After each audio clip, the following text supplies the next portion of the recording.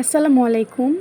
একজন college going student হিসেবে আমার সারাদিন যেভাবে কাটে সেটাই আজকে আপনাদের সাথে শেয়ার করব। আমি হলে থেকে পড়াশোনা করি আর গতকালকেই বাড়ি থেকে এসেছি। যাই হোক, আজকের পুরো দিনটার ভিডিওটাই আপনাদের সাথে শেয়ার করছি।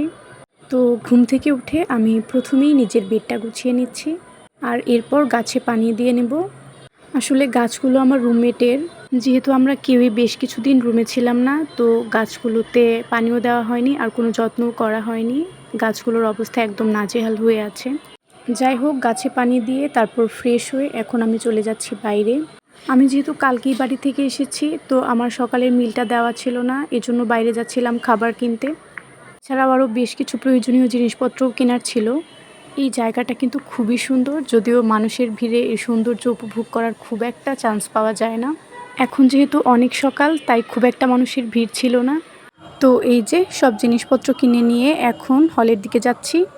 সকালের নাস্তা করার জন্য ডাল আর রুটি কিনেছিলাম।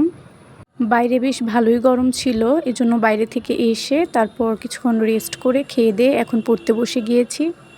যদিও বেশিক্ষণ পড়তে পারবো না, কারণ একটু পরে ক্লাসে যেতে হবে। পড়া শেষ করে রেডি হতে হতে অনেকটাই দেরি হয়ে গিয়েছিল। আসলে যে টপিকটা নিয়ে বসেছিলাম ওটা শেষ না করে উঠতে ইচ্ছা করছিল না। আর দেরি হয়ে যাওয়ায় আমি কোনো রকম দৌড়ে ডিপার্টমেন্টে এসে পৌঁছি। মনে মনে দোয়া করছিলাম যাতে স্যার আসার আগে পৌঁছাতে পারি। যাই হোক, ভালোই হয়েছে যে ক্লাসে স্যার আসার আগেই পৌঁছাতে পেরেছিলাম। আর আজকে আমাদের 3টা ক্লাস হয়েছে। ক্লাস শেষে রুমে ফেরার সময় ডাইনিং থেকে মিলটাও নিয়ে আসি আর মিলের বক্সগুলো কলেজে যাওয়ার সময় দিয়ে গিয়েছিলাম। আজকের মিলে ছিল ভাতের সাথে শাক ভাজি আর মুরগির ঝোল। এটা কি শাক ছিল ঠিক বলতে পারছি না, কলমি শাক হবে হয়তো। তো গোসল করে দুপুরের খাবার খেয়ে তারপর ভেবেছিলাম যে কিছুক্ষণ রেস্ট করব, কিন্তু এর মধ্যেই কারেন্ট চলে যায়। আর ওই দিন এত বেশি গরম ছিল যে রুমে কোনোভাবেই থাকা যাচ্ছিল না।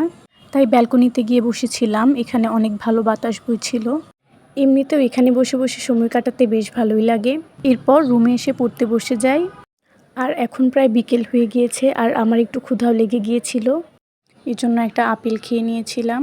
এরপর আর কি, পড়তে পড়তে সন্ধ্যা হয়ে যায় আর আমার আজকের দিনটা এইভাবেই কাটলো। ভিডিওটা ভালো লাগলে একটা লাইক করে দিবেন প্লিজ। আল্লাহ হাফেজ।